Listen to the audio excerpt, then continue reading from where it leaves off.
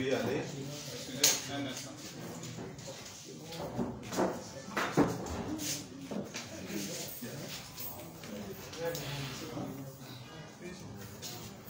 Quoi ça? T'as pas de l'argent? C'est les grosses cartes.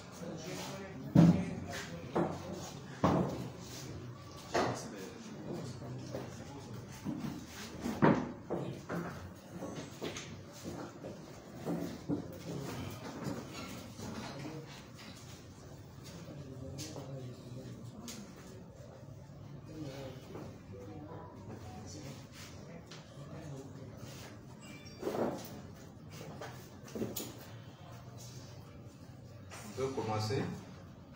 Vous êtes prêts?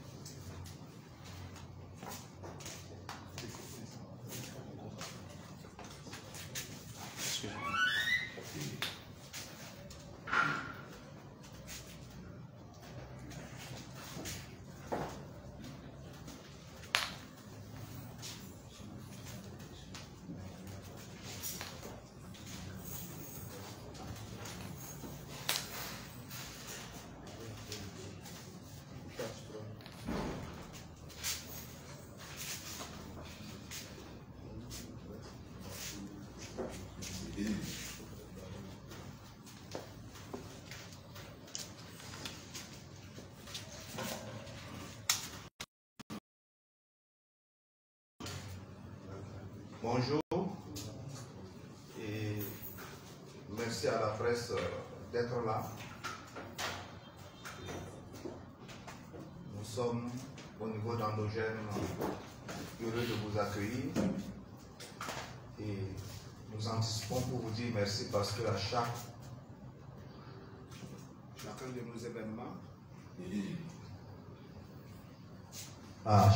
nos événements, vous nous accompagnez. On a démarré cette rentrée citoyenne par le fitness, vous y étiez. Et aujourd'hui encore, nous savons que vous êtes beaucoup occupés les dimanches, mais vous êtes encore ici. Et cela nous va droit au cœur. Et Endogène ne manquera pas chaque fois de vous dire merci et de vous associer à ces activités. Aujourd'hui, c'est la conférence de presse pour le lancement de nos activités qui du moins a commencé depuis le 2 septembre. Et cette conférence de presse vient encore aussi pour camper le décor et annoncer certains événements et certaines actions que nous allons prendre et certaines orientations au niveau de l'association Endogène, une association d'éducation citoyenne et d'entrepreneuriat social. Donc, au nom du président Aruna Kaboru qui est en déplacement et au nom des membres du conseil d'orientation et de décision, je prends la parole devant vous pour lire la déclaration liminaire ce matin.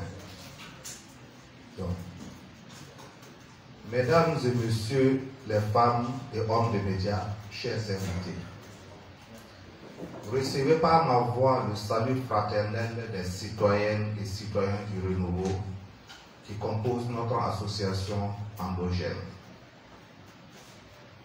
Je voudrais à l'entame de cette conférence de presse, en leur nom à tous, vous remercier d'avoir effectué le déplacement ici, au foyer du Renouveau, siège national de notre association.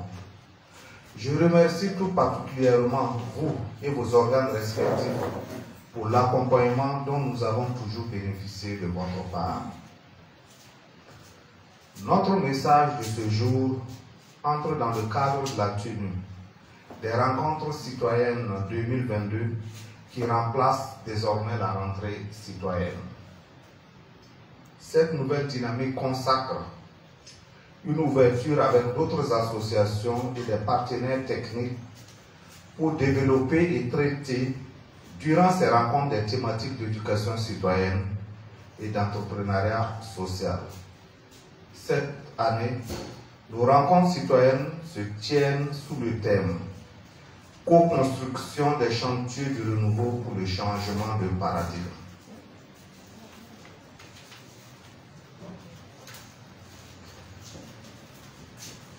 Mesdames et messieurs les journalistes, dans son emploi le plus courant, un paradigme est un modèle de pensée, la façon dont on appréhende et construit le monde. Pour notre association, cette forme de vérité scientifique d'une période doit être co-construite par notre intelligence collective afin que les questions qui structurent le renouveau dont nous rêvons trouvent des réponses durables et contribuent au développement endogène de notre pays. Ainsi, depuis le vendredi 2 septembre, nous organisons plusieurs activités au plan national, dans toutes les régions et à l'international. Notre agenda contient donc des activités de réflexion à travers des panels et des conférences publiques. Nous célébrons du même coup, comme à l'accoutumée, l'anniversaire de la reconstitution de la Haute-Volta. Mesdames et messieurs les journalistes, le 4 septembre 1947 fut la date de la reconstitution de la Haute-Volta, actuelle Burkina Faso, après avoir été disloquée en 1932 et répartie entre le Niger, le Soudan français, actuel Mali, et la Côte d'Ivoire. Les voltaïques se sont battus pendant 15 ans pour un retour aux limites du territoire colonial de 1919. Ces moments historiques de la reconstitution de la Haute-Volta, méconnus malheureusement par la majorité de nos compatriotes, notamment les plus jeunes, devraient être des occasions pour déconstruire les clichés savamment inculqués à nos populations.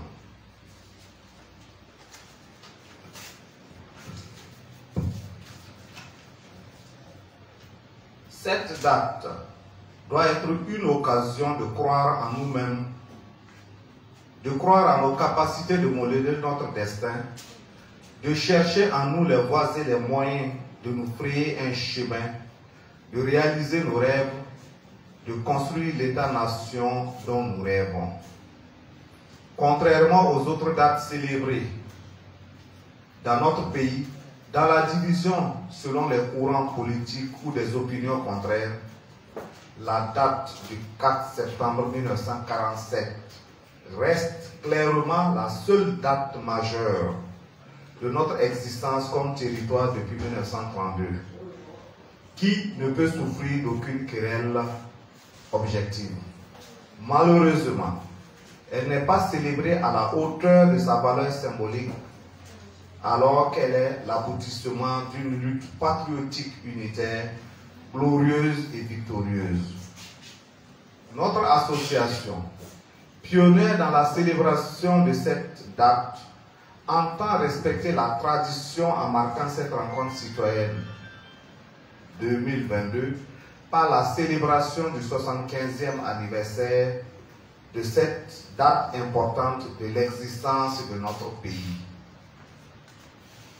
Cette célébration, qui est un devoir de mémoire, se tient dans un contexte difficile de notre pays, marqué par l'occupation d'une partie de notre territoire par des groupes armés terroristes. Nous rappelons ces moments entre 1932 et 1947, où nous n'étions pas maîtres de notre territoire. C'est pourquoi, à l'image des voltaïques qui ont mené le combat, durant 15 ans pour la reconstitution de la Haute-Volta, les Burkinabés sont condamnés à relever le défi de débarrasser de nos terres les forces obscurantistes qui sèment la désolation et menacent la disparition de notre pays en tant qu'État libre et de droit démocratique. Nous appelons les Burkinabés à un sursaut national face à l'hydre terroriste. La lutte contre le terrorisme afin de libérer notre pays des forces du mal reste la priorité des priorités et oblige tous les Burkinabés à s'y investir sans calcul aucun.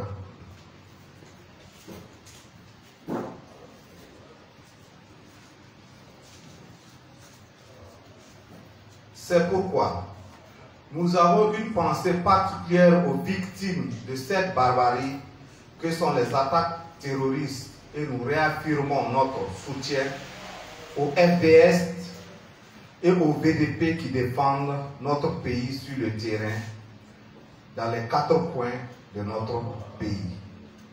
Mesdames et messieurs les journalistes, il est temps de donner au 4 septembre sa vraie place dans les événements majeurs célébrés dans notre pays.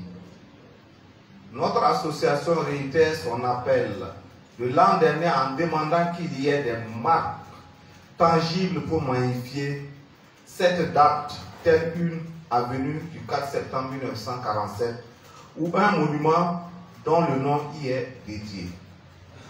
Les membres de Endogène continueront de jouer leur partition de devoir de mémoire comme le film que nous avons réalisé via le think tank Burkina International depuis 2017 qui constitue aujourd'hui un outil d'éducation citoyenne.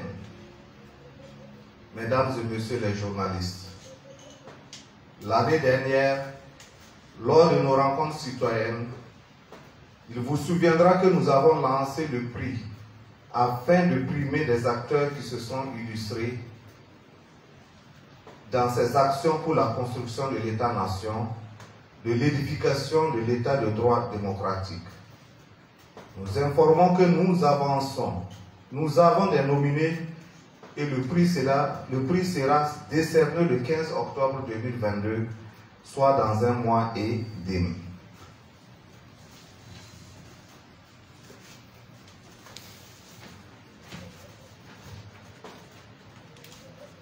Aussi, afin de construire un acte, afin de traduire en actes certaines les résultats de nos nombreuses réflexions depuis 4 ans, notre association a décidé de passer à une étape de ces actions sur le terrain. En effet, au regard du contexte international et des évolutions géostratégiques en cours, il devient une évidence que le développement durable du continent passe d'abord par des initiatives et projets endogènes qui, intelligemment mis en œuvre par ces jeunes sous l'œil avisé des aînés, traceront une nouvelle voie de croissance mieux maîtrisée et plus durable. C'est l'occasion plus que jamais pour Endogène d'opérationnaliser pour compter de cette rentrée le second volet de sa mission qui consiste au développement de l'entrepreneuriat social, en s'appuyant sur la sagesse du professeur Joseph Kizerbo qui disait « On ne développe pas, on se développe ». Il sera déployé dans les mois le dispositif d'appui aux jeunes et aux femmes dénommé Endogène Écosystème Builder. Ainsi, Endogène et ses partenaires voudraient interpeller la jeunesse burkinabé afin qu'elle saisisse les opportunités que représentent tous ces changements. L'objectif global de ce dispositif est d'accélérer la dynamique de développement endogène pour une plus grande indépendance économique des États africains en général et de Burkina Faso en particulier, face aux bouleversements mondiaux. Il touchera les 13 régions du Burkina et se donne pour ambition de structurer et développer 100 projets promouvant un développement économique endogène, créateur d'emplois locaux et de richesses équitables et durables.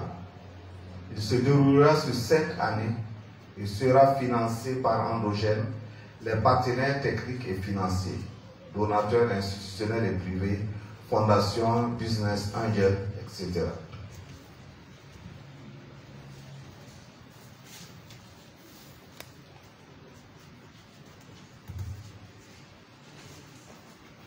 Le lancement de Endogène Ecosystem Builder interviendra en novembre 2022 lors d'un atelier qui regroupera Endogène et les partenaires techniques et financiers du dispositif. Prenons date. Mesdames et messieurs, les journalistes, avant de clore mon propos, je voudrais vous informer que nos sections poursuivent les actions de solidarité, de réflexion et des activités sportives de promotion de cohésion sociale dans les régions de notre pays. Je vous invite à prendre part à notre soirée des savoirs endogènes ce soir à partir de 18 h au foyer. Ainsi prend fin notre déclaration liminaire. Je vous remercie pour votre constante disponibilité. Vive Endogène, vive le Burkina Faso, la patrouille ou la mort, nous vaincrons. Pour le Conseil citoyen d'orientation et de décision, le secrétaire général Barthélémy Tankodogo. Je vous remercie.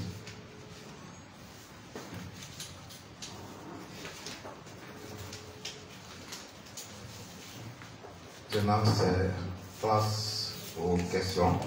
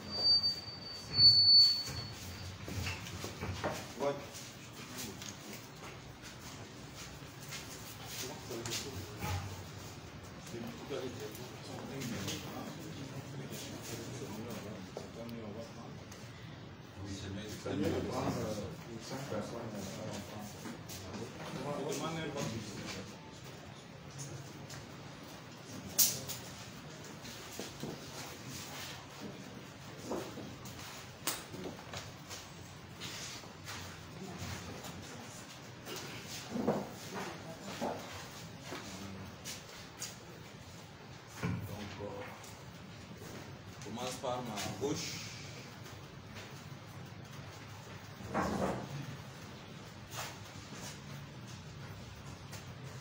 Oui.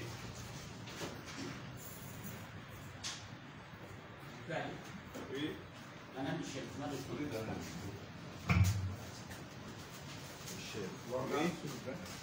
Oui.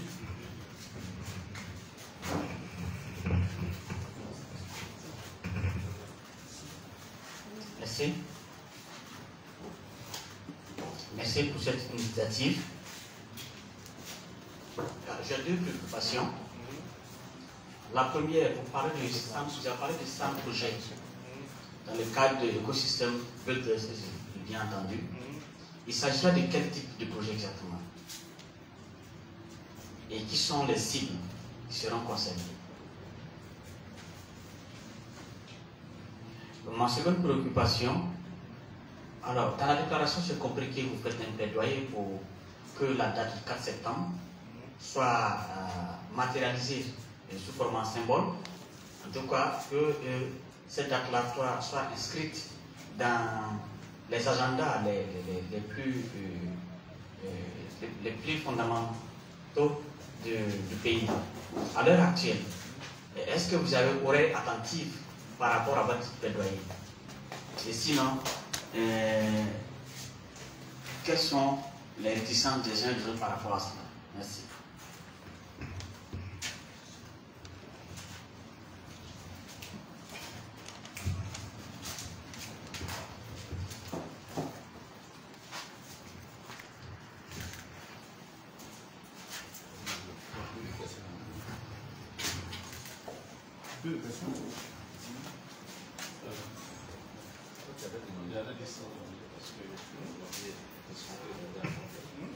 Déjà les distances objets parce que mon collègue a abordé la question, c'était par rapport à la date du 4 septembre.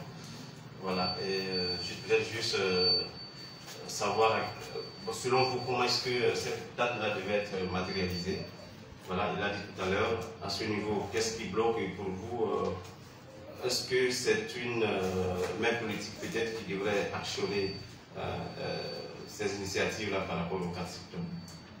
Maintenant, bon, si vous voulez revenir sur le prix, alors vous l'avez dit tout à l'heure, est-ce que vous pouvez revenir un peu sur les conditions du prix, c'est-à-dire tous les bénéficiaires, voilà, quelles sont les différentes actions qu'ils ont menées, voilà, pour pouvoir être retenus, et à la longue peut-être, comment est-ce que ça va être une continuité pour le prix ou bien c'est juste pour cette édition? Merci beaucoup.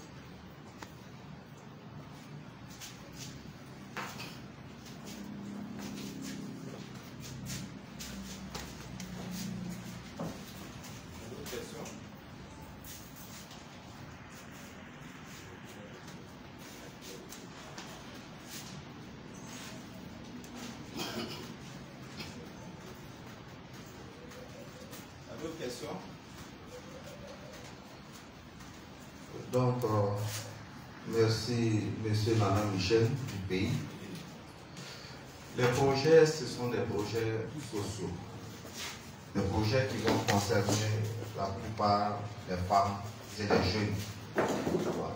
Donc, nous avons au Burkina, par exemple, où au niveau étatique, souvent il faut s'inscrire toujours dans cette dynamique étatique où il y a des secteurs porteurs qui ont été dégagés en termes d'emploi, en termes d'entrepreneuriat. Donc nous nous inscrivons dans ce domaine. Mais lorsque le moment va arriver, de toute façon, les TDR sont pratiquement finis. Il y aura sûrement un lancement de recrutement selon la pertinence et la viabilité du projet. Et c'est sur ces critères-là que les projets seront sélectionnés. Mais ce qui est sûr, c'est notre couche la plus vulnérable qui est plus visée en fait. Voilà. Aujourd'hui, nous savons que les questions d'emploi, c'est difficile. Les questions d'entrepreneuriat, c'est difficile. Souvent, il y a un problème de fond, les gens veulent entreprendre, les gens, ou bien ceux qui sont déjà dans les activités veulent augmenter la capacité de leur activité, mais il y a souvent des problèmes de financement. Donc nous nous inscrivons dans ce domaine pour aider en fait cette couche-là, effectivement, à pouvoir sortir d'une situation précaire. Plus cette couche sort de la situation précaire, plus nous pensons que nous pouvons dire que le développement est enclenché. Voilà. Donc c'est cette couche-là, les jeunes et les femmes surtout, et nous nous inscrivons toujours dans la dynamique des études qui ont déjà été menées, en plus de ce que nous allons mener. La deuxième question, c'est sur le plaidoyer pour matérialiser la date du 4 septembre. En tout cas, avec toutes nos démarches, tout le monde reconnaît que c'est important et c'est bien effectivement de matérialiser cette date. Mais il y a un travail qu'il faut faire en amont pour pouvoir que ça soit adopté. Parce que pour adopter, il faut tout un ensemble de mécanismes juridiques, motiver, écrire, et ainsi de suite. Nous sommes sur cette dynamique-là, effectivement, pour déposer le projet-là, afin que l'autorité politique s'en charge maintenant pour avancer sur le dossier. Donc, jusqu'à présent, nous n'avons pas à notre connaissance, nous n'avons pas de blocage. Parce que tout le monde reconnaît unanimement.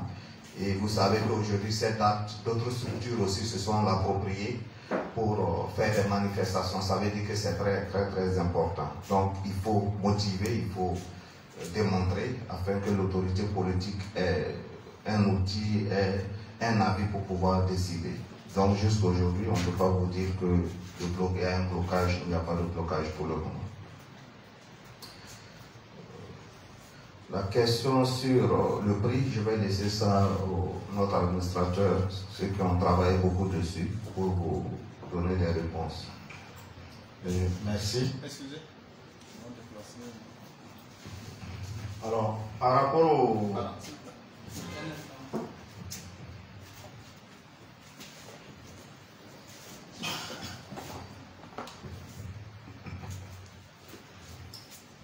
Alors, par rapport au prix, la question concerne essentiellement deux volets. Quelles sont les conditions, les bénéficiaires et la possibilité de continuer le prix ou bien c'est juste de manière ponctuelle. Alors, je commencerai déjà par la dernière question. Nous nous engageons dans la longue durée parce que si nous observons un peu au Burkina, c'est ce qui manque à la jeunesse pour construire vraiment la conscience patriotique. Parce qu'il faut le savoir, le régime mémoriel des nations, qui est très importante pour construire, pour construire la conscience patriotique, manque beaucoup chez nous. Que ce soit à travers nos manuels scolaires, que ce soit les événements que nous célébrons, nous ne donnons pas assez de place à ces hommes, ces femmes qui se sont battus pour le Burkina, qui ont été des exemples, qui ont véhiculé certaines valeurs. Et je pense qu'il est très important qu'on revienne à ça, à une période où on demande aux Burkinabés de faire des efforts, de se surpasser pour pouvoir garantir l'avenir de notre pays. Et ça passe forcément, disons, par la construction d'une conscience patriotique solide. Et l'un des éléments clés, notamment, ce sont ces icônes, ces grands hommes qui ont servi le Burkina, qui ont véhiculé des valeurs. Et on doit partager ces valeurs pour que les jeunes puissent se les approprier. Alors, les conditions, évidemment, les conditions ressortent un peu dans ce que j'ai dit. Nous voulons des hommes et des femmes burkinabés modèles. Modèles dans leurs investissements dans la construction de la nation burkinabé. Et quand on dit construction, ce n'est pas seulement des actions ponctuelles, mais des actions qui peuvent être inscrites dans la durée. Quand on parle des heures Kizerbo aujourd'hui, il y a des idées de heures Kizerbo. On parle tout de suite de septembre, de 4 septembre. Ce sont des hommes et des femmes burkinabés qui sont battus au-delà de leurs différences ethniques, au-delà de leurs différences idéologiques, pour que le pays puisse être reconstitué. Et ces gens-là sont pour nous des exemples, et c'est à travers ces valeurs qu'ils ont véhiculées, ces exemples de meilleur comportement, et ce sont ces critères, sur la base de ces critères que nous allons essayer de voir dans le nouveau Burkina, si je dis le nouveau Burkina, peut-être à partir des années des indépendances jusqu'à aujourd'hui, et pourquoi pas regarder par rapport à la situation actuelle. Parce que par rapport aux défis actuels, surtout le défi sécuritaire que nous avons, on peut aussi identifier les gens qui sont vraiment investis pour que, en tout cas à la hauteur de leurs capacités, pour qu'on puisse venir à bout de cette difficulté qu'on rencontre, notamment les terroristes. Donc les critères sont les critères d'engagement pour le développement du Burkina, pour le développement des valeurs patriotiques, etc. Je pense que j'ai essentiellement répondu aux deux questions. Sur la même question, le prix est proposé de quoi, il gagne quoi? Alors, je dirais tout de suite, on a parlé de valeur. Ce n'est pas un prix où on va donner 1 million, 2 millions, 10 millions. Pour nous, rien ne peut acheter une valeur. C'est la satisfaction morale que nous recherchons. Et lorsqu'on parle de satisfaction morale, ça peut être un statut, ça peut être une attestation de reconnaissance publique pour la personne. Donc, nous allons mettre l'accent sur des objets symboles du Burkina. Ici, on dit des objets symboles. Selon nos cultures, nous pouvons retrouver des éléments qui peuvent être exploités pour pouvoir élaborer ou construire ou fabriquer ces objets qui pourront être donnés à ces personnes ressources ou ces personnes de valeur que nous aurons identifiées. Donc chez nous, les Samous, par exemple, nous sommes des lutteurs. Et généralement, lorsque, à la fin de la lutte, le meilleur lutteur, on lui donne, comment on appelle ça, on appelle ça une d'or. Donc, je ne sais pas comment on appelle, on pourrait l'appeler précisément en français. Donc, comme nous sommes dans une organisation endogène, allez-y, apprendre le Samo et rechercher l'équivalent de Yindor en français pour nous. Merci.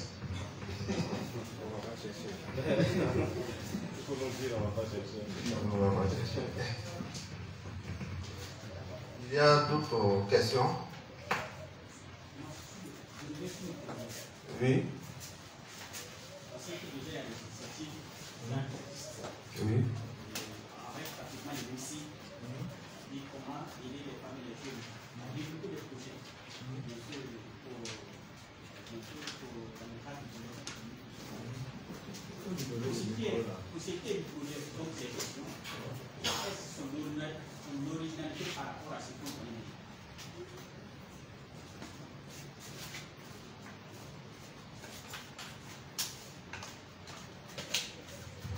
Ok.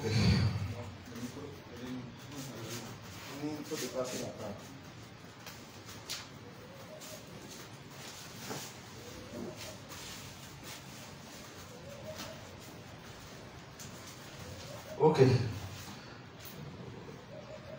L'originalité de ce projet réside d'abord dans l'accompagnement et le suivi jusqu'au bout. Il ne suffit pas de prendre les fonds parce que nous savons ce qui se passe dans tous les projets ici. Les gens prennent l'argent et disparaissent. Il n'y a pas de contrainte. Donc, dans l'écriture et dans l'octroi des financements, chaque partie sera toujours décaissée en fonction de l'avancée de votre projet. Et un projet est appelé à prendre fin. On ne peut pas continuer toujours à assister les gens. Donc, il y a la phase de pérennisation qui doit être claire et précise. C'est comme on le dit, vous avez beau vouloir faire du bien, cela dépendra des personnes. Donc, c'est cette rigueur-là que nous allons mettre. Et toujours les accompagner du début jusqu'à la fin avec des fiches de suivi. Donc, la personne ne sera pas laissée à lui-même, comme dans beaucoup de cas de projets, voilà, où les gens se prennent, bon, le reste, ils font ce qu'ils veulent. Souvent, les ONG ont des difficultés, effectivement, pour contrôler, liées, effectivement, à certaines questions nationales. Mais dans notre cas, ça va être très, très difficile. Voilà. Donc, il faut un début. La meilleure façon de pousser quelqu'un, il faut qu'il commence. Est-ce que lui-même, il est prêt à prendre le risque d'abord pour commencer son projet? Voilà. Quand la majorité des projets où les gens commencent de rien, te donnent l'argent, tu démarres, souvent il y a tellement beaucoup de problèmes à ce niveau, parce que ce que vous lui donnez, à peine il a démarré, à peine il a besoin souvent beaucoup de fonds.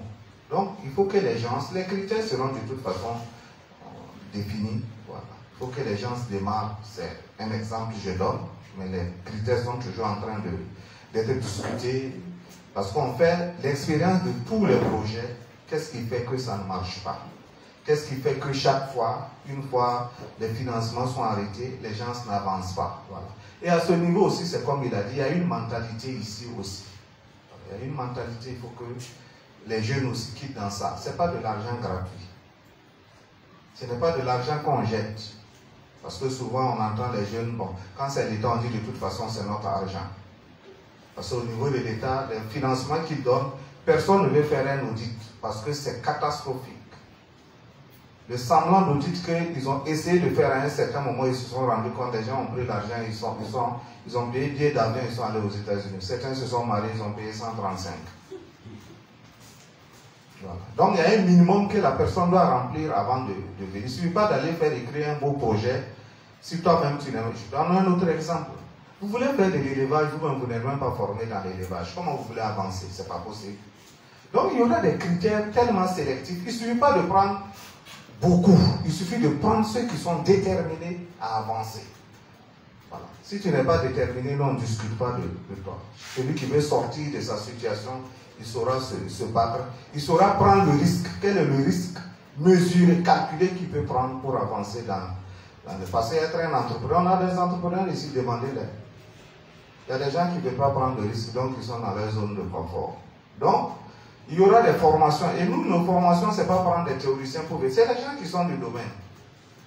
Au regard de ça, leur évaluation va nous dire est-ce qu'un tel vraiment est déterminé à y aller, ou bien c'est simplement les moyens qu'il veut. Et les financements, ce n'est pas forcément en argent. On peut vous mettre un technicien, vous êtes déjà dans votre domaine, qui va vous cadrer, qui va vous coacher ou mentorer jusqu'au bout.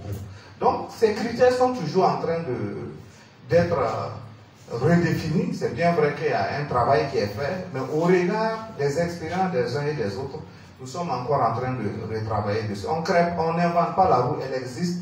Il faut l'orienter selon ce que vous voulez, afin que les choses là puissent aller, quoi. Mais l'élément fondamental, c'est comme on le dit, il faut de l'éducation citoyenne, comme on dit, c'est une association d'éducation citoyenne, faire comprendre aux gens que personne ne viendra te développer, soi-même doit se développer. comme Joseph Kizerbo l'a dit. Donc si cette pensée elle est ancrée, je pense que nous aurons une jeunesse et une génération qui va avancer. Généralement au niveau des femmes, il n'y a pas de problème. Sincèrement, quand vous donnez 10 000 aux femmes, même si vous voulez essayer, une femme qui vend des arachides au bord de la voie, vous voyez, vous donnez 10 000, vous dites vous revenez dans 6 mois, vous serez étonné de ce qu'elle a fait avec cet argent. Le problème c'est au niveau des hommes, des jeunes, des viveurs comme on le dit souvent. Voilà. J'espère que ça va. Merci. D'autres questions?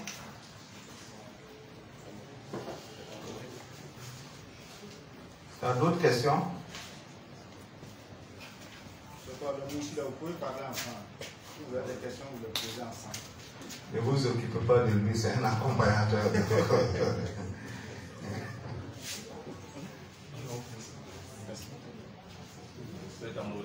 Hein? Amoury.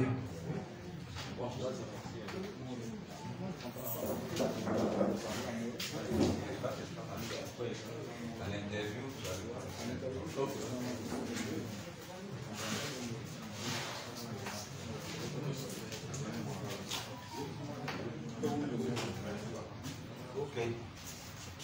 S'il n'y a plus de questions, nous vous disons merci et nous vous attendons le soir à 18h pour la soirée endogène. Voilà. Et nos soirées, ce n'est pas seulement que, comme on le dit, chanter et danser, c'est des valeurs, c'est des promotions aussi, c'est notre contribution aussi à offrir aux artistes notre plateau pour faire la promotion et faire passer des messages aussi d'éducation au niveau de notre population. Merci.